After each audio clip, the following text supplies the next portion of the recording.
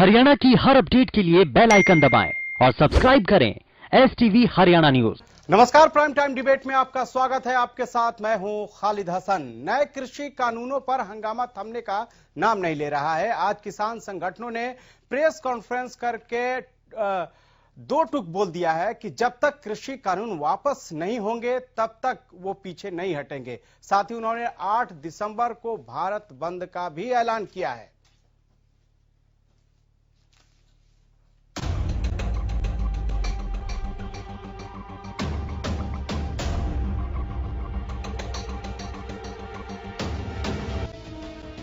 केंद्र सरकार के 3 कृषि कानूनों का विरोध कर रहे किसान आंदोलन तेज करने की तैयारी में है।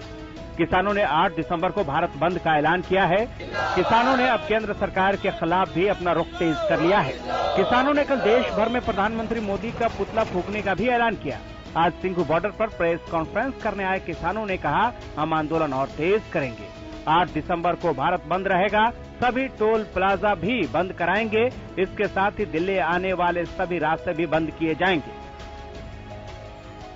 चीज वहाँ होती है जहाँ कोई नेगोशिएशन की बात हो। यहाँ नेगोशिएशन कुछ नहीं है। एक सूत्री मांग है, ये तीनों कानून वापस लिए जाएं। MSP पे खरीद की गारंटी सुनिश्चित की जाए, चाहे वो खरीद सरकार के द्वारा हो या किसी प्राइवेट व्यापारी के द्वारा हो। MSP से कम पे कोई भी खरीद कानूनी जुर्म माना जाए और उस पे FIR दर्ज हो जो आदमी ऐसा करता है। किसान नेताओं ने कहा कि कॉर्पोरेट फार्मिंग किसानों को मंजूर नहीं।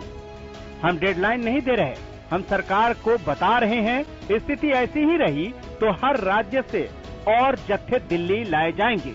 हम विश्वास नहीं रखते, लेकिन लोगों में सरकार के प्रति गुस्सा बहुत है। उधर किसान आंदोलन के चलते बंद दिल्ली सीमा खोलने के लिए SC में याचिका दाखिल की गई है। याचिकाकर्ता ने कहा है कि शाहीन बाग फैसले में सुप्रीम कोर्ट ने कहा था कि प्रदर्शन प्रशासन की तरफ से तय जगह पर होने चाहिए। सड़क बाधित नहीं की जा सकती, इसलिए लोगों को तय जगह पर भेजा जाए। कोविड से जुड़े निर्देशों का पालन भी करवाया जाए। वहीं हरियाणा में कृषि कानूनों को लेकर सियासत जारी है। इनेलो नेता अभय चौटाला ने कहा है कि जब से किसान आंदोलन शुरू हुआ, इनेलो कार्यकर्ता किसान नेताओं के साथ खड़े हैं और किसानों को मजबूती प्रदान कर रहे हैं। उन्होंने हर जिले से हजारों की संख्या में कार्यकर्ताओं को ट्रैक्टर ट्रॉली में सवार होकर जिलाध्यक्षों के नेतृत्व में जाने का आह्वान किया। मैं स्वयं भी अगले 1-2 दिन में जाकर के उन किसान नेताओं से मिलकर के जो इसका संचालन कर रहे हैं, जो इस एजिटेशन को चला रहे हैं, उनसे जाकर के मिलूंगा। जहां समर्थन तो हमने पहले से ही दे रखा है, वहीं उनसे बातचीत करके उनसे हम और उनकी कैसे मदद कर सकते हैं उसके बारे में उनसे चर्चा करूंगा। हमने हमारे पिंजौर से लेकर के, सरसा से लेकर के, उधर रेवाड़ी और महेंद्रगढ़ से लेकर के सब जिलों से सैकड़ों की संख्या में ट्रैक्टर के माध्यम से वहां लोगों को जाने के लिए पार्टी के लोगों की जिम्मेवारियां लगाई है। कांग्रेस प्रदेश अध्यक्ष कुमारी सैलजा ने शुक्रवार को प्रेस कॉन्फ्रेंस की। इस दौरान किसान आंदोलन को लेकर उन्होंने कहा कि बीजेपी ने किसानों को लेकर 3 अध्यादेश जारी किए, जिसका कांग्रेस ने पहले दिन से विरोध किया है। उन्होंने कहा कि विपक्षी दल होने के नाते हमारी जिम्मेदारी है कि किसानों की बात उठाएं। कांग्रेस पार्टी ने ये मुद्दा पहले भी उठाया और कांग्रेस उठाती रहेगी। कांग्रेस पार्टी किसानों का समर्थन करती है, किसानों के साथ खड़ी है। ये भारतीय जनता पार्टी सरकार बार बार आरोप लगाती है कि इनको बरगलाया जा रहा है, सरासर झूठ, अपनी जिम्मेवारी हटा रहे हैं। किसान आंदोलनों पर चौतरफा गिरी मनोहर सरकार पर नेता प्रतिपक्ष और पूर्व CM हुड्डा ने जोरदार हमला किया। पूर्व CM हुड्डा ने कहा कि मनोहर सरकार जनता और किसानों का विश्वास खो चुकी है और ऐसी सरकार को सत्ता में रहने का कोई हक नहीं है। आज हम सभी हरियाणा के गवर्नर को, हमारे पूरा विधायक दल इस बात को कहता है हरियाणा असेंबली का स्पेशल सेशन बुलाया जाए, जो फार्मर्स की जो प्रॉब्लम को डिस्कस किया जाए, और उसमें केवल एपीएमसी की वो तो दे दी हमने, और इसमें अविश्वास प्रस्ताव हम लाएंगे, क्योंकि ये मौजूदा सरकार लोगों का और विधानसभा का विश्वास खो चुकी है, और अविश्वास से पता लग जाएगा। अब 2 विधायक तो समर्थन वापस कर चुके इंडिपेंडेंट, 4-5 विधायक ऐसे हैं जेजेपी के जो बयान खिलाफ दे चुके और इसके समर्थन में दे चुके। तो इस वास्ते ये पता लग जाएगा कि कौन जो है डुप्लीकेट वो बात कर रहा है, समर्थन भी जारी रख रहे हैं और इधर बयान भी दे रहे हैं। गवर्नर साहब से आग्रह है कि तुरंत जो है यहाँ पर स्पेशल सेशन बुला के, और हम नो कॉन्फिडेंस लाना चाहते हैं। सरकार विश्वास खो चुकी है। आज कल जो है फिर वार्ता होगी किसानों से। मेरा ये है कि किसानों की बात मान लेनी चाहिए। ये मेरे ख्याल में, मेरी याद में, इससे बड़ा किसान आंदोलन मैंने नहीं देखा। किसान आंदोलन को लेकर लगता है किसान आर पार की लड़ाई के मूड में है। किसानों ने साफ तौर पर बोल दिया है कि अगर कानून वापस नहीं होते हैं तो उनका आंदोलन और ज्यादा उग्र हो जाएगा। ऐसे में यही अंदाजा लगाया जा रहा है कि कल सरकार और किसानों के बीच होने वाली बैठक में सरकार कानूनों में बड़े संशोधन को तैयार हो जाती है तो ये विवाद थोड़ा कम हो सकता है। Bureau report, Haryana news.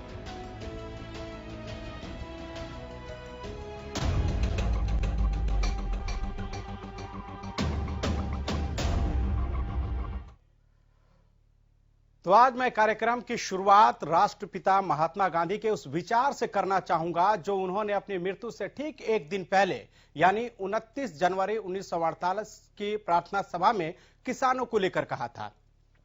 उन्होंने कहा था कि मेरी चले तो हमारा गवर्नर जनरल किसान होगा, हमारा बड़ा वजीर किसान होगा, सब कुछ किसान होगा, क्योंकि यहाँ का राजा किसान है। आज किसान क्या करे, एमए करे, बीए करे, ऐसा किया तो किसान मिट जाएगा। पीछे वो कुदाली नहीं चलाएगा। किसान प्रधान यानी कि प्रधानमंत्री बने तो हिंदुस्तान की शक्ल बदल जाएगी। आज जो सड़ा है वो नहीं रहेगा। क्या गांधी जी ने जो बात 1948 में कही थी आज वो सच होता दिखाई दे रहा है? इस मुद्दे पे हम अपने पूरे पैनल से डिस्कस करेंगे, लेकिन उससे पहले हम अपने संवाददाता राजा पटेल के पास जाना चाहेंगे जो सिंघू बॉर्डर पर इस वक्त मौजूद है और वहां के हालात का वो जायजा ले रहे हैं। राजा पटेल, क्या स्थिति है अभी इस वक्त वहां पर, क्या कह रहे हैं किसान? जी बिल्कुल, देखिए साफ तौर पर जिस तरीके से अब से कुछ देर में यानी कि शाम को जिस तरीके से 5 बजे प्रेस कॉन्फ्रेंस की थी और किसान साफ तौर पर सरकार को चुनौती दे रहे हैं कि जिस तरीके से कल पूरे देश में 5 तारीख है और जिस तरीके से पूरे देश में कहीं ना कहीं देश के प्रधानमंत्री नरेंद्र मोदी का पुतला फूका जाएगा और कहीं ना कहीं जिस तरीके से कल मीटिंग है, मीटिंग में फैसला नहीं करती सरकार, मीटिंग में नतीजा नहीं निकालती तो 8 तारीख को पूरा भारत बंद रहेगा। मैं आपको बता दूं तमाम जो टोल है वो भी बंद रहेंगे, बट टोल फ्री कहीं ना कहीं कर दिया जाएगा, कोई पैसा नहीं लगेगा आने जाने लोगों को। तो ऐसे में जिस तरीके से सरकार की बात करें या फिर किसानों की बात करें, आर पार की लड़ाई में साफ तौर पर किसान उतर चुके हैं और साफ तौर पर किसान यही कह रहे हैं। मैं आपको बता दूं कि बहुत बड़ी बात है, आज तमाम राज्यों के किसान संगठन के नेता यहां पर पहुंचे थे। तेलंगाना की बात करें, बंगाल की बात करें, बेंगलुरु की बात करें, तमाम अलग अलग राज्यों से यहां पर किसान संगठन पहुंचे थे और साफ तौर पर उन्होंने चुनौती दी है कि यदि सरकार जल्द से जल्द फैसला नहीं सुनाती, इस कानून को वापस नहीं लेती तो तमाम जो किसान संगठन है वो कहीं ना कहीं अब दिल्ली के लिए कूच करेंगे। तो ये एक बहुत बड़ी चुनौती सरकार के लिए रहने वाली है। मैं आपको दिखाना चाहूंगा कि राष्ट्रपति किस तरीके से आप देखिए किसान यहाँ पर टेंट के नीचे जी बोलिए, टेंट के नीचे देख सकते हैं आपको किस तरीके से यहाँ पर इतने खुले आसमान के नीचे यहाँ पर सोते हुए नजर आ रहे हैं। देखिए कितनी कड़ाके की ठंड है, साफ तौर पर खुले आसमान के नीचे। ये नेशनल हाईवे है, सिंधु बॉर्डर है, तमाम नेशनल हाईवे पर इसी तरीके से जो किसान संगठन है इसी तरीके से रोड पर साफ तौर पर सोते हुए नजर आ रहे हैं और यहीं पर खा रहे हैं, यहीं पर पका रहे हैं। तो साफ तौर पर सरकार के लिए भी बहुत बड़ी चुनौती। और सुरक्षा की दृष्टि से बात करें तो दिल्ली के तमाम फोर्सेज यहाँ पर तैनात है। मैं आपको बता दूं कि साफ तौर पर BSF की टुकड़ी हो चाहे अलग अलग जो जवान है वो यहाँ पर तैनात है। पर जिस तरीके से हम बात करें, किसान अब आर पार की लड़ाई में है। साफ तौर पर 8 तारीख तक का अल्टीमेटम यहां पर दिया गया है। साफ तौर पर किसान संगठनों के द्वारा यह कहा गया कि 8 तारीख को हम पूरा भारत बंद बुलाएंगे, यदि उसके बाद भी सरकार नहीं जागती तो दिल्ली कूच करेंगे। ये बहुत बड़ी बात है और सरकार की चिंता है कहीं ना कहीं बढ़ती है, क्योंकि आज इस तरीके से प्रेस कॉन्फ्रेंस में किसान नेताओं के तेवर देखने को मिले। मैं आपको बता दूं वो वाकई में एक बहुत बड़ा विषय है और कहीं ना कहीं सरकार को सोचना भी चाहिए इस बारे में, क्योंकि वो खुले आसमान के नीचे सोए हुए हैं। क्या उनका दर्द बांट सकते हैं? अभी आप किसी से पूछ सकते हैं कि वो किस तरह से उनकी रात गुजर रही है, क्योंकि 9 दिन हो गया। जी बिल्कुल, देखिए तमाम जो किसान हैं वो साफ तौर पर यहाँ पर बैठे हुए हैं, साफ तौर पर खुले आसमान के नीचे।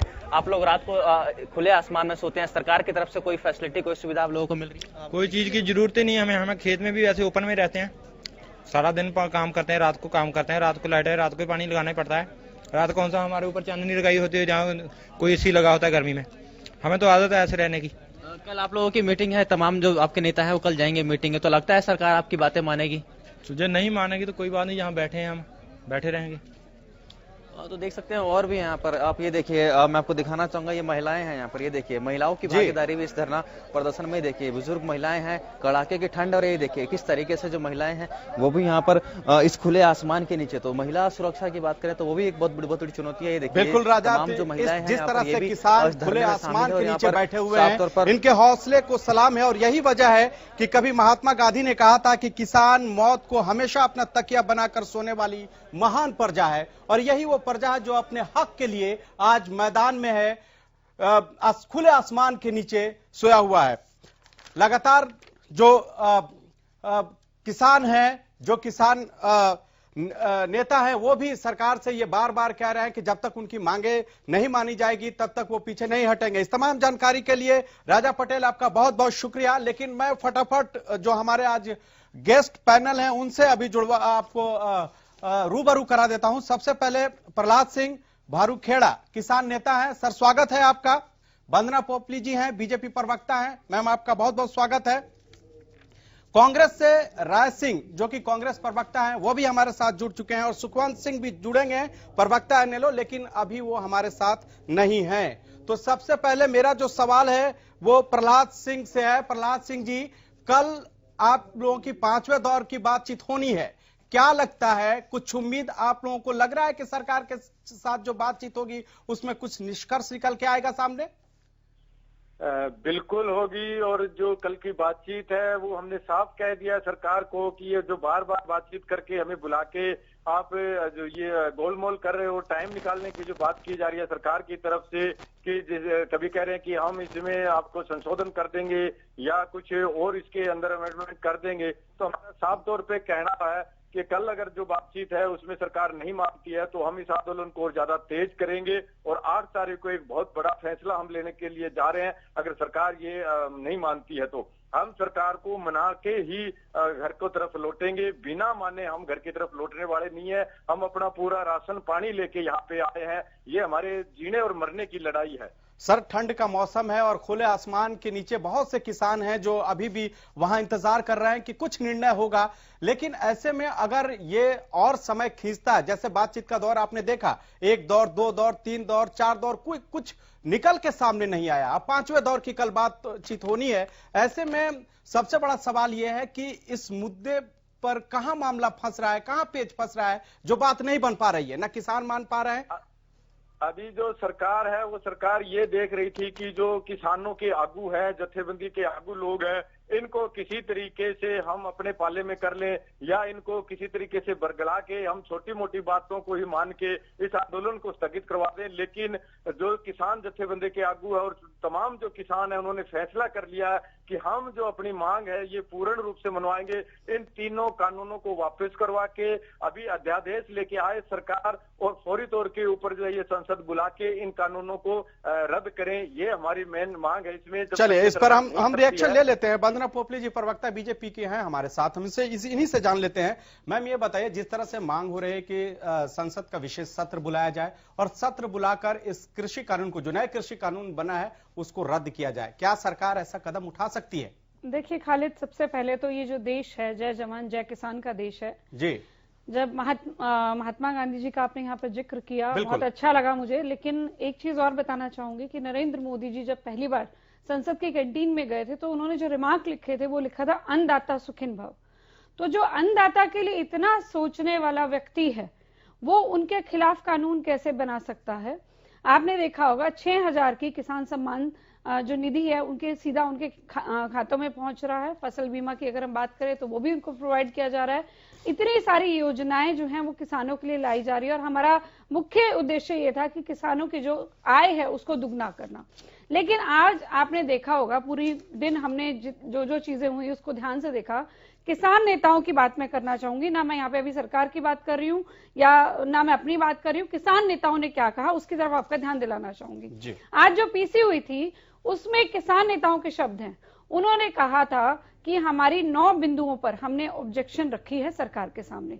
हमारी विस्तृत तौर पर बात हुई और इन कानूनों में 9 पॉइंट्स ऐसे हैं जिन पे हमने ऑब्जेक्शन रखी और सरकार उस पर संशोधन करने के लिए तैयार है, ये कहा किसान नेताओं ने। लेकिन हम चाहते हैं कि ये जो कानून है ये पूरी तरह से निरस्त हो। जब 9 बिंदुओं पर प्रॉब्लम है और आपको लगता है कि सरकार तैयार हो रही है तो उसके बाद इस तरह का बयान आना कि कानून ही निरस्त होने चाहिए या फिर इस तरह का बोलना कि आगे आंदोलन कर दिया जाएगा। अभी तो बातचीत चल रही है ना, कल भी बुलाया गया है आपको और उससे पहले रूपरेखा तैयार कर लेना, मुझे लगता है कहीं ना कहीं कुछ चीजों को देखने की आवश्यकता है। मैं तीसरे दौर की जब मीटिंग चल रही थी जी तो उस समय राहुल गांधी जी का भी एक ट्वीट आया था। उन्होंने लिखा था कि किसान जो बिल हैं और जो कानून है उसको खत्म किए बगैर नहीं मानेगा। अंदर बातचीत चल रही है, बाहर ये ट्वीट आ रहा है। तो कहीं ना कहीं एक प्रश्न चिन्ह जरूर लगता है। मैं देख रही हूँ कि किस तरह से कुछ लोग जो है उंगली कटा के शहीद भी हो रहे हैं, कुछ लोग बहती गंगा में हाथ भी धो रहे हैं। लेकिन मेरा किसान भाइयों से मैं यहाँ पर कहना चाहूंगी, उनको नम्र निवेदन है कि आप अपनी जो बातें हैं अपने सामने रखी हैं सरकार के और सरकार की आप बात को सुनिए, शांतिपूर्वक इस जो निर्णय को है उसको मानिए, दोनों मिलकर इस एक निर्णय पे पहुंचिए और उसके हिसाब से चलिए। मैं ये कहना चाहती हूँ कि हमारे विचार वही हैं जो आपके हैं। भाषा जरूर अलग आपको लग गई होगी, उसमें अगर कुछ चेंज लगता है तो वो हो जाएगा। आप लोग बैठकर बात करिए बहुत ही अच्छे ढंग से। जब मैंने देखा कि कल मीटिंग से जब किसान नेता निकल कर आ रहे थे तो सबके चेहरे पर हंसी दिखाई दी, मुस्कुराहट दिखाई दी। तो उसके बाद ये जो राजनीति जो चल गई है वो एक क्वेश्चन मार्क जरूर है। एक बात सुनिए, किसानों ने तो कल ही साफ कर दिया, जिस तरह से सरकार की तरफ से ऑफर किया गया उन्होंने खाना खाने से इनकार कर दिया और जमीन पर वहीं बैठ के खाए। तो नाराजगी तो कहीं ना कहीं वहीं दिख रही थी कि इतना जल्दी ये समस्या का समाधान होने वाला नहीं है। राज सिंह प्रवक्ता कांग्रेस के हमारे साथ जुड़े हुए हैं। राज सिंह जी, क्या दिक्कत है? अभी जैसे वंदना पोपली जी ने कहा कि प्रधानमंत्री इतना किसानों के हित में सोचने वाले हैं, ये कानून किसान हितैषी है, फिर आप लोग क्यों विरोध कर रहे हैं? खाली जी, मेरी बहन वंदना पोपली पिछले 3 महीने से जब से काले कानूनों का निर्माण केंद्र सरकार की तानाशाही और एक हठधर्मिता और चंद उद्योगपति मित्रों को फायदा पहुंचाने के लिए जो कानून बने हैं उसकी वकालत कर रही है। लेकिन परिणाम क्या निकला है? लेकिन सर ये कानून तो आपके यूपी 1 में ही पास हो गया होता अगर वाम दलों ने विरोध नहीं किया होता। ये तो कंसेप्ट आप ही लोगों का था। आप ही लोग कह रहे थे कि कृषि कानून में सुधार करने की बातें तो आप ही कर रहे थे। पहले फिर अभी क्यों, मतलब 2010 के अगर जी बोलिए सर। खाली जी, या तो आप मेरी बात सुनिए पहले। आप पोपली जी की बात को उत्तर देना चाहते हैं तो मैं देना चाह रहा हूँ। ठीक है सर, बोलिए। प्रश्न लेके ना पहले पूरी बात सुनिए। अगर आपको निष्पक्ष ढंग से कोई बात मैं कह रहा हूँ मैंने तो कुछ कहा ही नहीं और उन्होंने आपको खुद ही बता दिया कि आपकी सच्चाई क्या है। और ये पूरे देश की जनता देख रही है। कंप्लीट कीजिए, अपनी बात कंप्लीट कीजिए सर प्लीज। देखिए, आप दोनों मिली भगत करके मेरी बात को रोक नहीं पाएंगे। ये नहीं सर, कोई मिली भगत नहीं है। हरियाणा न्यूज़ सबको बराबर अधिकार देता है बोलने का, कहीं मिली भगत नहीं है सर। मिली हुई है, किसान भी हमारे बराबर अधिकार देता है तो कृपया नहीं, कोई मिली भगत नहीं है सर। आप अपनी बात रखिए। मेरी बहन, किसान तो मतलब आपको जो आईना दिखा दे वो आपके साथ नहीं है, वो बीजेपी के साथ है। मुझे एक बात बताइए, हुड्डा जी ने आज एक कौन सा आईना, किस प्रकार का आईना? आप मुझे बात करने का मौका दें। खाली जी तरीका नहीं होता। वंदना जी प्लीज खाली जी तरीका नहीं है। मेरी बात सुने। वंदना जी अगर आप जवाब ले लेंगे उनसे बात करने का तो आप मुझे मौका दें। प्लीज राज सिंह जी बोलिए, आपको मौका दे रहे हैं प्लीज। ठीक है, बोलिए। खाली जी मैं ये कहना चाह रहा हूं कि जिस प्रकार से तीनों कानून बनाए हैं केंद्र सरकार ने तानाशाही के चलते अपने चंद उद्योगपति मित्रों को फायदा पहुंचाने के लिए, इन तीनों काले कानूनों की प्रकृति क्या है कि पूरे के पूरा कृषि निवेश में उन लोगों को एक अधिकार दिया जाए। लेकिन आज किसान, चाहे वो कोई भी किसी प्रकार के देश का हर किसान समझ चुका है, हर किसान को उनके बच्चे, उनके परिवार के लोग, उनके जो जितने भी किसान संगठन है, उन्होंने इन कानूनों का अध्ययन किया है। उन्हें पता है कि कानूनों का प्रकृति के आधार पर निष्कर्ष। तो लगता है संपर्क टूट गया। हमारे साथ सुखवंत सिंह, इनेलो के प्रवक्ता भी हमारे साथ जुड़े हुए हैं। सुखवंत जी, आपसे सवाल है कि जिस तरह से हरियाणा में आजकल इस्तीफे का दौर भी चल रहा है, वैसे में आपके नेता अभय चौटाला ने कहा है कि अगर किसानों ने कहा कि इस्तीफा अगर वो मांगते हैं तो अपना वो इस्तीफा लिख कर दे देंगे। क्या किसानों के स्टैंड पर आपकी पार्टी जो है वो इस तरह के बड़े फैसले ले सकती है? खालिद भाई नमस्कार और धन्यवाद, आपने मेरे को बात रखने का मौका दिया। सर स्वागत है। देखो खालिद भाई, ये बात तो अब चौधरी अभय सिंह चौटाला संसद उस विधानसभा से लेकर के और सड़क तक उन्होंने सदा किसान की राजनीति की है। वो चौधरी देवीलाल के वंशज हैं। वो चौधरी देवीलाल जिन्होंने किसानों के लिए इतना कुछ किया कि चौधरी देवीलाल अमर हुए किसानों के बीच में। तो वो उनके वंशज होने के नाते उन्होंने आज प्रेस कॉन्फ्रेंस में कहा कि हमारा कर्तव्य बनता है कि जब किसान इस प्रकार से पशेमान और परेशान होकर के दिल्ली के बॉर्डर पर बैठा है अपना हक मांगने के लिए, तो किसान जो भी चाहेगा, इस्तीफे की क्या बात है, हम अपना सब कुछ तन मन धन किसान के लिए न्यौछावर करने के लिए चौधरी अभय सिंह चौटाला और इंडियन नेशनल लोकदल पार्टी, क्योंकि ये कोई किसी के ऊपर ये नहीं है कि हमें कोई करना है, ये इसलिए क्योंकि हम बिल्कुल हमारा कर्तव्य बनता है, हम ड्यूटी बाउंड हैं कि चौधरी देवीलाल के वंशज होने के नाते, उनकी नीतियों पर चलने के नाते, क्योंकि इंडियन नेशनल लोकदल किसान, गांव, ग्रामीण, शोषित, वंचित सबकी के हितों की और हितार्थ राजनीति करती है। तो हम उसके लिए इस्तीफे की क्या बात है, इस्तीफा बहुत छोटी चीज है। वो जो चीज भी किसान कहेंगे, जिस प्रकार भी कहेंगे, हम इस यज्ञ में अपनी आहुति डालेंगे। दूसरी बात खालिद भाई, अभी मैं वंदना पोपली जी को सुन रहा था जी, और मैं थोड़ा ही सुन पाया। वो कह रहे थे कि जो प्रधानमंत्री जी इस प्रकार सोचते हो वो किसानों का बुरा कर सकते हैं क्या। मेरा एक सवाल है वंदना जी से जी, माननीय प्रधानमंत्री जी ने जो अब से पहले जितने भी वायदे किए उन्होंने, वो सब चीजें पर प्रधानमंत्री जी खरे नहीं उतरे। और इस देश का किसान का हर व्यक्ति ये जानता है कि माननीय प्रधानमंत्री जी प्रधानमंत्री के पद की गरिमा के अनुरूप आचरण नहीं करते, और वो उनकी नीयत में और एक लोगों के ऊपर डाउट है कि वो कहते कुछ हैं, करते कुछ हैं, और लोगों को लॉलीपॉप देते हैं। अब किसानों को ये शक शुबा है कि ये जो कानून है, और शक शुबा नहीं है खालिद भाई, बिल्कुल क्रिस्टल क्लियर है ये चीज कि उद्योगपतियों को, बिल्कुल मैं कांग्रेस के प्रवक्ता साथी से सहमत हूं इस बात पे कि अपने कॉर्पोरेट मित्रों को फायदा पहुंचाने के लिए और किसान की गर्दन को दबोचने के लिए, उनकी जमीनें छीनने के लिए, उनकी अपने पसीने की कमाई उन तक ना पहुंचने देने के लिए ये सब बिल हैं, ये कानून बनाए गए हैं। और साफ दिखता है कि बीच कोरोना के जिस प्रकार से ये लाए गए, और इसमें बातचीत का कोई रास्ता नहीं खालिद भाई है। साफ है, किसान इन तीनों बिलों को रद्द करवाए बिना पीछे नहीं हटेगा, और इंडियन नेशनल लोकदल भी किसानों की इस मांग के साथ है। और तुरंत प्रभाव से अगर इस सरकार में और माननीय प्रधानमंत्री जी में किसी प्रकार की भी कोई अगर नैतिकता बची है, तो वो इन तीनों कानूनों को विद इंस्टेंट इफेक्ट एकदम से विड्रॉ करें। ठीक है पोपली जी से ही रिएक्शन ले लेते हैं आपके बातों का। पोपली जी, क्या सरकार को स्टैंड चाहिए होती है, लेकिन सबसे पहले नीड ऑफ द आवर ये है कि तीनों। सुखवंत जी जवाब ले लेते हैं, पोपली जी यहाँ पे हैं, उनसे जवाब ले लेते हैं। सुखवंत जी, यज्ञ में आहुति देने की बात ही कर रहे हैं, दे डालिए, किसने मना किया है? अगर आपको लगता है यज्ञ में आहुति देनी है और रिजाइन करना तो कर दीजिए। प्रोपेगेंडा किस लिए? ये प्रोपेगेंडा किस लिए? क्या दिखाना चाह रहे हैं? उंगली काट के आप शहीद होके दिखाना चाह रहे हैं, तो उसका कोई फायदा नहीं होगा।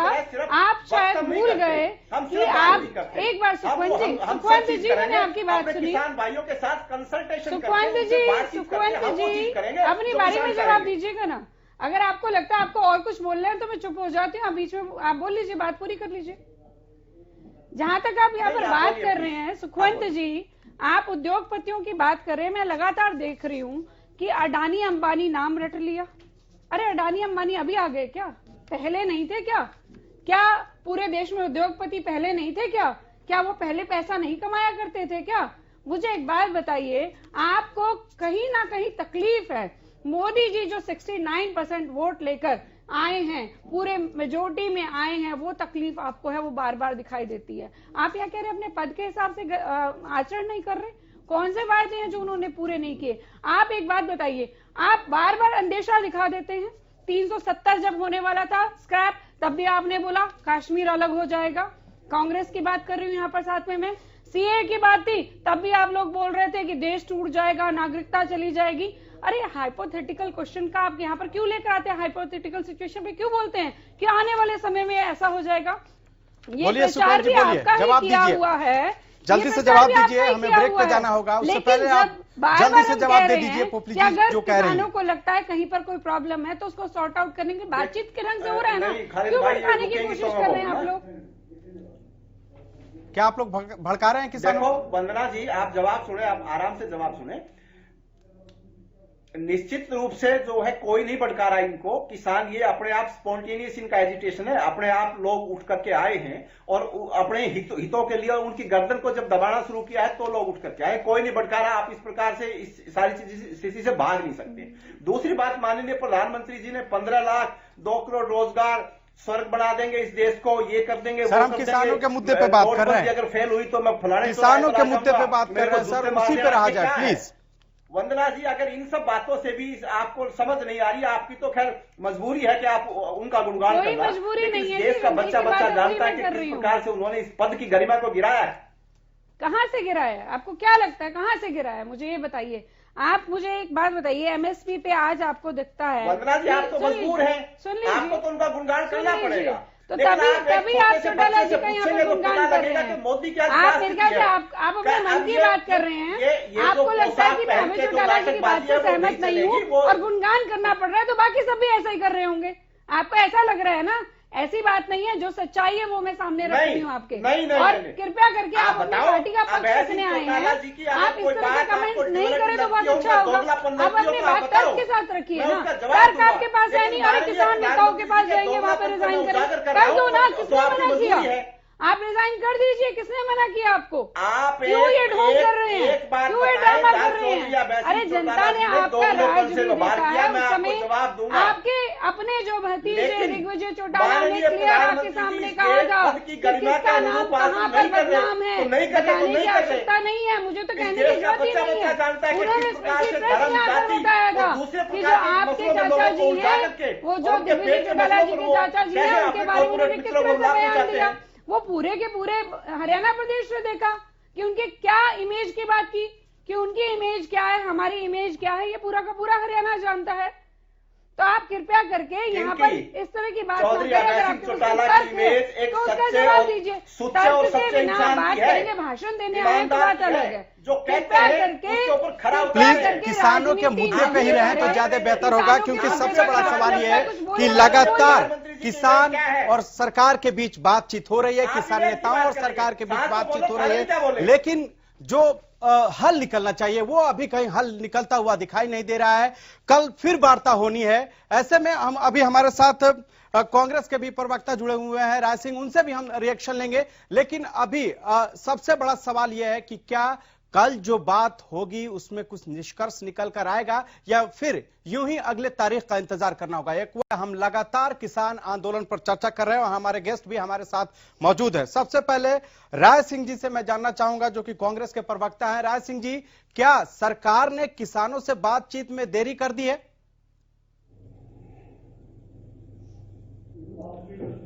खाली जी, धन्यवाद आपका मुझे मौका देने के लिए। सर बोले प्लीज। देखिए, जहां तक भाजपा के प्रवक्ता मेरी बहन कुछ बता रहे थे कि किसान के लिए इस प्रकार से भाजपा की शासन सरकार ने ये किया है, इन्होंने दो बातों का जिक्र किया। एक तो फसल बीमा के किसान के फायदे के लिए मैं आपको बिल्कुल स्पष्ट कर देना चाहता हूं कि फसल बीमा योजना जो केंद्र सरकार ने किसानों के लिए जारी की थी, वो किसानों के पक्ष में नहीं थी, बल्कि उद्योगपतियों को, जिनकी बड़ी बड़ी बीमा कंपनियां थी, उनको फायदा पहुंचाने के लिए वो प्रपोजल तैयार किया था। और उसका रिजल्ट आपने पिछले 3 साल में देखा है कि गरीब किसान जिसको पता भी नहीं है, उनकी भी बिना बताए फसल बीमा योजना के तहत उनकी बैंकों से राशि काट ली गई। जबकि पूरा का पूरा फायदा, पूरा का पूरा सब कुछ एक प्रकार से फसल बीमा योजना के तरीके से उन बड़े बड़े उद्योगपतियों को हुआ जो सरकार की मिली भगत से बनाए गए थे। दूसरी बात, इन्होंने कहा कि किसानों के खाते में पैसे डाले गए। केवल चुनाव के समय, जब लोकसभा चुनाव थे और हरियाणा प्रदेश के चुनाव थे, उन 2 महीनों में इन्होंने किसानों के खातों में पैसे डाले। आज तक किसान प्रतीक्षा में हैं कि वो दोबारा ये प्रवृत्ति को, उस तरीके को कब लागू करेंगे। तीसरी बात, जहां तक बात है किसान के आंदोलन की, किसान का आंदोलन 3 महीने से, जब किसान ने कहा कि हमें संवाद के तरीके से किसी भी प्रकार से किसी भी किसान संगठन के देश को इन्होंने शामिल नहीं किया उस बिल को बनाने में। शामिल किसको किया? ड्राइंग रूम में बैठकर इन्होंने उस बिल को उद्योगपतियों के कहने से, उनके सलाहकारों के कहने से बनाया गया।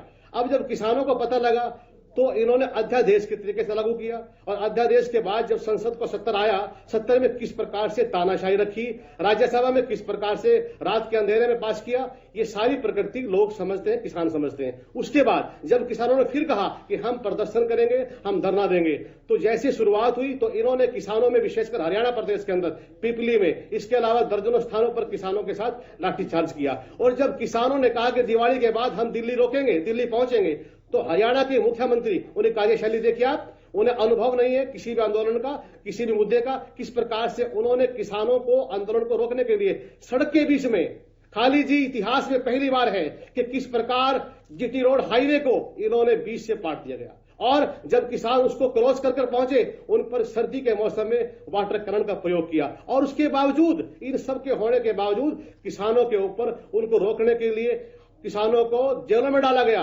एक दिन पहले किसानों को उठाया गया और 12,000 के लगभग किसानों के खिलाफ मुकदमे दर्ज किए गए। ये तो इनकी नेचर है, इनकी प्रकृति है, इन्हें पता ही नहीं किसान के साथ उसका सम्मान, हक की बात कैसे करते हैं। और रही बात कि आपका जो प्रश्न है कि किसानों का अगला कदम क्या होगा और किस प्रकार से जो बातचीत जारी है, अरे अगर बातचीत जारी है, बातचीत के अंदर जो पहलू है, सबसे पहला पहलू एकमात्र एक है कि किसान को एमएसपी की गारंटी दी जाए। क्योंकि खाली जी आप देखिए, जो तीनों कानून हैं, इन तीनों कानूनों को इस प्रकार से बनाया गया क्योंकि एक्सपर्ट उद्योगपतियों ने बनाए हैं, किसानों ने नहीं बनाए हैं। तो जितने भी कानून है, पहला कानून के मंडी खत्म करेंगे, दूसरा कानून के भंडारण की व्यवस्था को और बड़ा करेंगे, तीसरा के प्रोजेक्ट लाके उनको कॉन्ट्रैक्ट करेंगे। इन तीनों कानूनों को जोड़कर बनता है कि बिल्कुल निवेश करके बड़े बड़े उद्योगपति आएंगे, निवेश करेंगे, कॉन्ट्रैक्ट करेंगे फार्मिंग में, और भंडारण करेंगे, काला बाजारी करेंगे, बाद में किसानों से सस्ता लेंगे पहले और बाद में महंगा बेचेंगे। क्या वंदना जी सच में जो प्रकृति के कानून उद्योगपतियों के हित के लिए पहुंचाने के लिए है। राय सिंह जी का एक बात का जवाब भी ले लीजिए, सुन लीजिए, जवाब भी सुन लीजिए, जवाब भी तो सुन लीजिए। एक बात का आपकी जवाब लास्ट की मेरी अंतिम बात बची है, मेरी अंतिम बात बची, उसके बाद मेरी बहन बात रखेगी। अब आपने ये कहा कि क्या मुझे लगता है या किसानों को लगता है कि जो बातचीत का सिलसिला जारी है, हम आज भी आपके चैनल के माध्यम से प्रार्थना करते हैं हमारे आदरणीय प्रधानमंत्री जी से कि किसानों की भावना को समझे, किसानों के हालात को समझे, उनकी जो बातचीत का संवाद का तरीका पहले आपने नहीं सुना, हो सकता है उनके दबाव में जब किसान दिल्ली घेर कर आए, पूरे देश से लगातार हर इलाके से आ रहे हैं। ये तो शुक्र मानो कि कोरोना की महामारी में आवागमन के साधन पाबंद हैं, तो नहीं तो पूरे देश के किसान जिस प्रकार से दिल्ली में पहुंचेंगे। इस बावजूद किसान की उस आंदोलन के बाद आदरणीय प्रधानमंत्री जी ने अगर बात का जवाब है, हम चाहते हैं कि प्रधानमंत्री जी किसानों की बात को समझे, उनके दर्द को समझे, उनके हालात को समझे, उसके बाद करें। राय सिंह जी एक एक करके बात का जवाब देती हूँ। मैंने आपकी बहुत धैर्य से बात सुनी है, आशा आप भी सुनेंगे। सबसे पहले आपने बात की फसल बीमा योजना की, जल्दी से मैम, जल्दी से, क्योंकि मुझे फिर से ये जो है प्रहलाद सिंह भारूखेड़ा के पास भी जाना है और सुखवंत सिंह के पास भी जाना, तो प्लीज जल्दी से। शायद आप वो समय भूल गए जब हुड्डा जी के समय में 1-1, 2-2 रुपए के चेक आया करते थे। जब अगर किसान की फसल खराब हो जाया करती थी तो 1-1, 2-2 आपको उस बात का तकनीकी ज्ञान नहीं है। खाली जी मैं यहाँ पर काउंट करता हूँ, वो क्या होता है कि वो तकनीकी नहीं, आपने बोला अंतिम बात, आप भी बीच में पहले ऐसे बोल रहे हैं। मैं आपको बताता हूँ कि वो तकनीकी कारण से अगर 1,105 रुपए है, 1,000 का चेक अलग पड़ा, 500 का चेक अलग पड़ा, वो तरीका आप उसको इस प्रकार से नहीं ले सकते। जवाब आप लिख लीजिए ना, हमारे मुझे और भी गेस्ट के पास जाना है, किसानों के पास है, प्लीज अपनी बारी में बोले, किसानों के पास है, और किसान आज आपकी तरफ देख रहे हैं किस प्रकार आप किसानों अगर आप भाषण देने हैं तो आपके बराबर भाषण दे सकती हूँ मैं, और आपसे जोरदार भाषण दे सकती हूँ, आपकी आवाज भी नहीं सुनाई देगी। Ma'am please. आप कृपया करके जब तक मेरी बात चल रही है बीच में नहीं बोलेंगे, नहीं तो मैं आपको बोलने नहीं दूंगा। अगर आप ये शोर करने आए हैं तो बजा दीजिए, अगर आप शोर करने आए हैं तो बजा दीजिए। जल्दी जवाब दीजिए क्योंकि मेरे पास और भी गेस्ट हैं, मैं उनके पास भी मुझे जाना है। मत करिए, पूरा हरियाणा देख रहा है आपको। यहाँ पर आपने दूसरी बात करी, चलिए बताइए, आपको पूरा देश देख रहा है। बिल्कुल देश देख रहा है, देश की उम्मीद भी हम पर है और हम वो पूरी भी करेंगे। किसान देख और रहे हैं, आपको भी देश देख रहा है, आपको भी देश देख रहा है। देश के किसान दिल्ली में आपकी तरफ देख रहे हैं कि किस प्रकार आप किसानों को उनका हक सम्मान देने की बजाय भटका रहे हैं। तो फिर किस बात का ये आंदोलन यहाँ पे छिड़वाया? मुझे इस चीज का जवाब दीजिए। हुड्डा साहब आज बोलते हैं अविश्वास प्रस्ताव लेकर आएंगे, चर्चा करने के समय तो भाग गए विधानसभा से। क्यों नहीं चर्चा की जब हमने उनको बुलाया आके इस पे चर्चा करिए विधानसभा में? आपको चर्चा का ज्ञान है? आपको चर्चा का ज्ञान है? कौन से नियम के तहत चर्चा करते थे? देखा, पूरे देश ने देखा। आपको चर्चा ज्ञान नहीं है? चलिए मैं प्रहलाद सिंह के पास भी जाना चाहता हूँ। जब दोनों की बात खत्म हो जाए प्लीज ये इस तरह से बहस नहीं होता, इस तरह से बहस नहीं होती है। मैं सीधे प्रहलाद सिंह के पास जाना चाहूंगा। प्लीज आप लोग लड़े नहीं, प्लीज लड़े नहीं। मैं प्रहलाद सिंह के पास जाना चाहूंगा। भारू जो है प्रहलाद सिंह भारूखेड़ा किसान नेता, उनसे मैं पूछना चाहता हूं कि सर क्या लगता है जिस तरह से कांग्रेस और बीजेपी दोनों किसानों के हित की बात कर रही है, आखिर कौन हित ऐसी है आप लोगों के लिए? क्या ये आंदोलन है किसानों का वो धीरे धीरे राजनीति होते जा रहा है? आवाज का कुछ पता नहीं चल रहा है। ये जो बीजेपी के प्रवक्ता है, खास तौर पे मैं उनसे कहना चाहूंगा कि आप संयम रखिए, बात सुनिए। मेरी बात का जब मुझे जवाब देना है उस समय कोई बीच में बोलेगा तो मैं संयम कैसे रख सकती हूँ? आप डिबेट में अरे मेरी बात का जवाब जब मुझे बारी मिली गई है बोलने के लिए, कमाल कर दिया। आप इस तरह की राजनीतिक बात कैसे कर सकते हैं? आप बताएंगे, आप डिबेट किस तरह से चलेगी जब मेरी बारी है तो बीच में कोई कैसे बोलेगा? मैम प्रहलाद जी का भी तो बात सुन लीजिए, वो भी किसान नेता है, अपनी बात रखेंगे। नहीं संयम तो तब रखे ना कि जब मेरी बारी, मैं उनकी बात सुन ली तब संयम था, और जब मेरी बात में वो बोल रहे हैं तभी मैं ही संयम रखूं। तो फिर मैं यहाँ क्या करने आई हूँ? मैं अपनी पार्टी की बात नहीं रखूं? मैं अपनी बात यहाँ पर नहीं रखूं क्या? आप अपनी पार्टी की बात तो मेरी बारी है ना, मेरी बारी है, उसमें वो क्यों बोल रहे हैं? मुझे लगता है आपको इसमें इंटरव्यू नहीं करना चाहिए। आप अपनी बात रखिए, आप अपनी बात रखिए, आप इस चीज में इंटरव्यू मत करिए। वो एंकर देख लेंगे किस तरह से चलाना है। मैम प्लीज बोल लीजिए, प्रहलाद जी को बोल लीजिए, प्लीज सुन लीजिए। लड़िए मैं तो आप लोग मुद्दे पे तो आइए, लड़ने से कोई भी समाधान नहीं निकलेगा। प्लीज लोगों तक जो बात पहुंचानी है, जो दर्शकों तक बात जानी चाहिए, वो प्लीज नहीं जा पाएगा। इसलिए आप लोग लड़े नहीं, अपने मुद्दे पे बात करें। जो बात है उस पे बात रखें कि अगला कदम क्या होगा, किसान अगले आप क्या करेंगे। कल जो बातचीत होनी है उसके बाद अगर बात नहीं बनती है तो किसानों का अगला कदम क्या होगा? आंदोलन नहीं रहा, एक मेला बन गया है। आज लोग जो है सड़कों के ऊपर अपना घर बसाए हुए हैं ट्रैक्टर ट्रालियों के अंदर। ये पागल नहीं है, कोई बेवकूफ नहीं है जो घरों से आके इस सर्दी की रातों के अंदर हम अपने बच्चों को लेके यहाँ आ रहे हैं, क्योंकि हमें समझ आ गया है कि इस देश को बेचने का जो इन लोगों ने, बीजेपी वालों ने ठेका उठा रखा है, हम इस देश को बिकने नहीं देंगे। क्योंकि ये देश मोदी के बाप दादाओं का नहीं है, ये देश हमारे पूर्वजों का है। भाषा की मर्यादा को जरूर रखा जाए प्लीज। उधम सिंह का है ये देश, जो है गुरु गोविंद सिंह का है ये देश, बाबा नानक का है, इनका नहीं है कि ये जो मर्जी करते हैं। किससे पूछे कानून बना इन्होंने? किससे पूछा इन्होंने? जब किसान कह रहे हैं हमें ये कानून नहीं चाहिए, हम इस देश के मालिक हैं, किसान इस देश का मालिक है। जब किसान कह रहा है कि हमें ये कानून नहीं चाहिए तो ये कौन होते बनाने वाले? हमने इनको 5 साल के लिए देश की सत्ता सौंपी है, इनको गिरवी नहीं रखने देंगे देश को। ये ठेकेदार नहीं बन गए देश के। मेरे को लगता है कि आपको अपना मुद्दा रखना चाहिए। आप कह रहे हैं कि किसने अधिकार दिया? ये अधिकार भी किसानों ने ही दिया है। मैंने आपको कहा ना, ये जय जवान जय किसान का देश है, ये किसानों ने अधिकार दिया है। ये 69% जो जनता है उसने अधिकार दिया है। आपको इस तरह से आक्रोशित होने की जरूरत नहीं है, आप अपनी बात रखिए। ये देश सबका है, ये देश सबका है और इस देश की जनता ने अधिकार दिया है कानून बनाने के लिए। अगर आपको लगता है कि उसमें कुछ चेंज चाहते हैं तो वो चेंज आप सरकार के साथ बैठकर करिए। इस तरह की भाषा का इस्तेमाल करना, मुझे लगता है कि किस तरह की भाषा का आप इस्तेमाल कर रहे हैं। कह दिया कि हम अपने घरों से आए हैं तो इस कानूनों को रद्द करवा के ही वापस लौटेंगे। आप बैठिए सरकार के साथ, लेकिन हम वापस हटने वाले नहीं है, हम अपनी जान हथेली पर लेके आए हैं। चलिए बिल्कुल, कल बातचीत होगा, जो बातचीत होगी उसमें पता चलेगा कि निष्कर्ष क्या निकल के आता है। सुखवंत सिंह जी, आपसे जानना चाहेंगे कि जिस तरह से कल बातचीत होनी है, उससे पहले आपके नेता ने भी कहा है कि हम किसानों से मिलेंगे और मुलाकात करेंगे और जिस तरह की भी उनको सहयोग चाहिए होगा वो हम उनके साथ, मतलब उनके साथ दिखेंगे। क्या आप लोग जो कल का अगर रणनीति है, जो बातचीत अगर किसी तरह से नहीं बन पाती है, तो क्या इनेलो कोई और कदम उठाएगा आगे? समर्थन तो आप लोगों ने दे दिया है किसान आंदोलन। चौधरी अभय सिंह चौटाला ने आज प्रेस कॉन्फ्रेंस में एक बात क्लियर की है जी कि हम किसान भाई जिस प्रकार से भी हमसे तो अपेक्षा रखेंगे, हमें जो भी आदेश देंगे जी हम वो आदेश पूरा करें जी। हम इस्तीफा देंगे, हम उनकी सेवा करेंगे, दिल्ली ताकि जो हमारी ड्यूटी लगाएंगे वो हम काम करेंगे जिस प्रकार से उनको मदद मिलती होगी। दूसरी बात खालिद भाई, एक जैसे ये प्रहलाद सिंह जी बोल रहे थे, मैं उनकी बात से बिल्कुल इत्तेफाक रखता हूं, सहमत हूं। अभी वंदना जी कह रही कि जनता ने ही 69% वोट का हवाला दिया। अब खालिद भाई, इस देश का संविधान हमें ये परमिशन देता है, आम आदमी को ये परमिशन देता है कि अगर उनके चुने हुए प्रतिनिधि उनके हितों के विरुद्ध आचरण करेंगे, जिस प्रकार से इन कानूनों को पास करके उन चुने के पास इस संविधान ने वो अधिकार दिया है कि वो सड़कों पर निकल करके अपने चुने हुए प्रतिनिधियों का भी विरोध करे।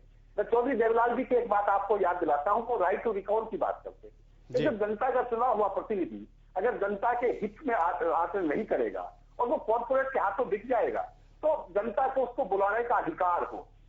चौधरी देवलाल जी ने बहुत पहले ये बात कही थी, जिसको बाद में केजरीवाल जी भी कहते हैं, अब गाहे बगाहे उसकी आवाज उठने लगी है। क्योंकि होता क्या है कि जनता की वोट को लेकर के चुने हुए प्रतिनिधि विधानसभा और पार्लियामेंट में जाकर के कॉर्पोरेट के हाथों बिक करके उनके हितों के विरुद्ध काम करते हैं, जो स्थिति आपकी सरकार इस तरह से चलती होगी। आपने जब सरकार चलाई थी तब उस समय ऐसी चलती होगी, उस समय चलती होगी। नहीं, गलत बात नहीं करेंगे आप। बिल्कुल, हमें जनता ने अधिकार दिया है और हम जनता के ही फैसले कर रहे हैं, हम जनता के लिए ही कर रहे हैं और तभी किसानों के साथ बैठकर बातचीत हो रही है। मेरा तो अनुरोध है कि बिल्कुल सौहार्दपूर्ण ढंग से बातचीत को आगे बढ़ाया जाए। बात रखने दीजिए। नहीं, कॉर्पोरेट क्या होता है?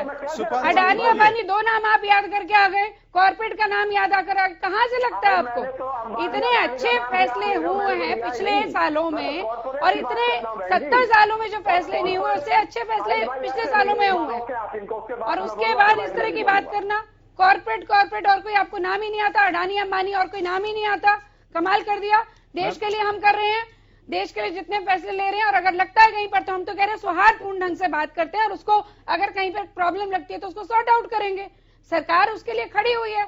सरकार बोल रही है कि हम किसानों से बात कर रहे हैं और लगता है उनको जहां जहां पर प्रॉब्लम होगी उसको राज सिंह जी, फिर दिक्कत क्या है? सरकार जब बातचीत कर ही रही है तो फिर आप लोगों को क्या दिक्कत है?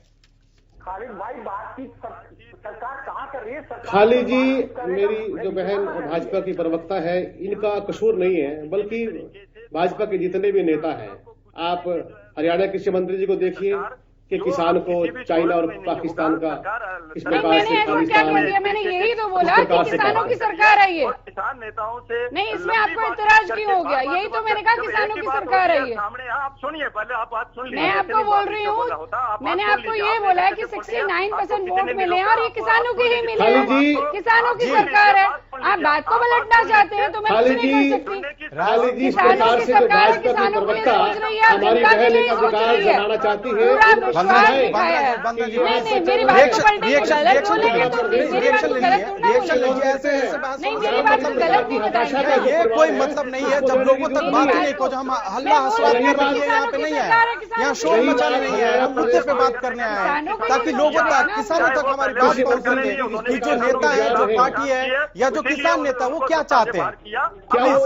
ऐसे बहस नहीं। राज सिंह जी, कंटिन्यू कीजिए। ये देश कभी भी आपको माफ नहीं करेगा। इस तरीके का जो काम किया जा रहा है, यहाँ पे जो कंपनियों के हवाले पूरे देश को आप सौंपने जा रहे हो। भाई साहब, आपसे मेरा अनुरोध है, कहीं पे भी कंपनियों के हवाले नहीं किया जा रहा। सरकार आपकी बात सुन रही है, आप उनसे बात करिए और आपके हितों को ही आगे रखा जा रहा है और आगे भी आपके हितों को आगे रखा जाएगा। आपके हितों को ही आगे रखा जाएगा। एमएसपी पे लेकिन वंदना जी एक मेरा सवाल है, वंदना जी एक मेरा सवाल है,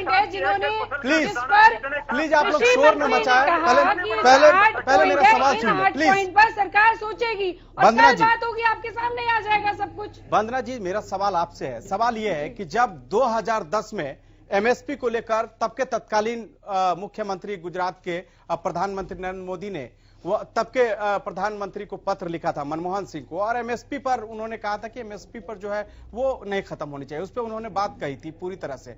लेकिन अब ऐसा क्या हो गया कि एमएसपी पर लिख के देने में क्या दिक्कत है? जब किसान चाहते हैं तो लिख के आप लोग दे दीजिए, मामला खत्म कीजिए। कोई दिक्कत नहीं है, लेकिन सबसे बड़ी बात यह कि जिस तरह से भ्रम फैलाया जा रहा है कि एमएसपी खत्म हो जाएगा, वो मुझे आज तक समझ नहीं आएगा किस तरह से खत्म हो जाएगा। एमएसपी पे खतरा कब था मैं बताती हूँ। एमएसपी पे खतरा तब था जब WTO वर्ल्ड ट्रेड ऑर्गेनाइजेशन की मीटिंग थी, वहां पे आनंद शर्मा जी गए थे, और वहां पर जब कहा गया था कि जो ये सब्सिडी दी जाती है, जो गरीब लोग हैं, वंचित लोग हैं, उसको खत्म कर दिया जाए, तो उस समय आनंद शर्मा जी क्या लिख कर आए थे? पीस क्लॉज, यानी कि हमें कुछ सालों की मोहलत दे दी जाए। और ये 2014 में जब हमारी सरकार आई तो हमने इसको बिल्कुल मना कर दिया कि हम सब्सिडी देना बंद नहीं करेंगे। सब्सिडी देने का बंद करने का मतलब था कि एमएसपी खत्म हो जाता। दूसरी बात, यूपीए के समय में फूड कूपन की बात होती थी, फूड कूपन शुरू हो जाएंगे। फूड कूपन का मतलब क्या है कि किसान जो गरीब लोग हैं उनको फूड कूपन दे दिया जाएगा, वो राशन शॉप पर नहीं जाएगा, किसी भी दुकान पे जाएगा और उसको सस्ता अनाज मिल जाएगा। एमएसपी कहां पर जाता है? सरकार कैसे? यही तो डर है, यही तो डर है जो पीडीएस सिस्टम से जो 23 करोड़ लोग देश में, जो 23 करोड़ गरीब लोग हैं जिनको अनाज जो है कि सरकार देती है पीडीएस सिस्टम से खरीद के। अगर ये आपको पैसा दे दोगे, आपको पैसा दे दोगे, लेकिन जो लोग खरीदते हैं, अगर 1 रुपए किलो पर भी अगर कंपनियों को फायदा होगा तो नुकसान किसको होगा? आम जनता को होगा। यही तो डर है। नहीं, गलत बात है ये, क्योंकि अभी तक अभी भी जितना भंडारण हुआ है, आप बताइए मध्य प्रदेश में, आप करें अडानी अंबानी, मध्य प्रदेश में किसके गोदाम है जिसमें सरकारी जो अनाज खरीदा गया हो रखा ऐसे गया? तो मैं पंजाब पे भी एक क्वेश्चन मार्क लगा सकती हूँ कि पंजाब में किसके गोडाउन है, मुझे यहाँ पर नहीं जाना। सिर्फ इतना बताना चाहूंगी कि एमएसपी को कोई खतरा नहीं है।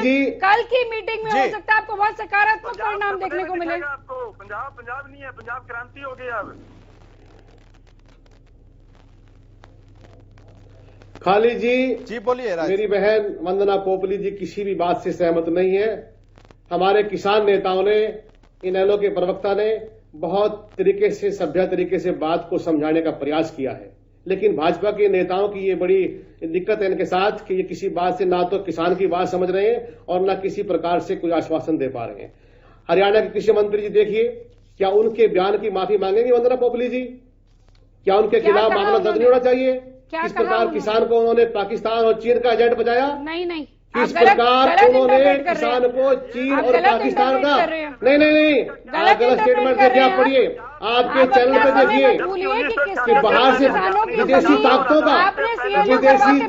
का समर्थन है इस प्रकार से। और हरियाणा के लोकसभा के बीच में मत बोलिए, आप बीच में बोलिए मत, आप बीच में मत बोलिए। हरियाणा के जो राज्य मंत्री है कटारिया जी, हताशा में क्या कहा, किस प्रकार से किसान के खिलाफ बात रखी है, इनकी भाषा बदल गई है। ये किसान के सम्मान को लगातार उसको आश्वासन और उसको सवाल लड़ने का नहीं है, सवाल ये है कि आखिर किसानों की समस्या का समाधान कैसे होगा। इस तरह से बहस करके लोगों तक हमारी बात नहीं पहुंच पाएगी और लोग समझ नहीं पाएंगे कि हम किसानों के मुद्दे पर जो बात कर रहे हैं वो कहीं भटक रहा है। आप तमाम जो मेहमान हमारे साथ जुड़े इसके लिए आपका बहुत बहुत शुक्रिया। लेकिन सवाल यह है कि कल जब दोपहर 2 बजे के बाद किसान और जो सरकार है उसके बीच जो बातचीत होगी तो क्या कोई निष्कर्ष निकल कर सामने आएगा? क्योंकि पूरी देश की नजरें हैं और 5वें दौर की ये बातचीत होने जा रही है। ऐसे में सवाल है कि जल्द से जल्द किसान और सरकार मिलकर इस समस्या का समाधान निकाले, क्योंकि हजारों किसान हैं जो इस ठंड में ठिठुरने के लिए मजबूर हैं। इसलिए सरकार को चाहिए कि वो आगे आए और एक नरमी दिखाते हुए इस पर पहल करे। इस पेशकश में बस इतना ही। मुझे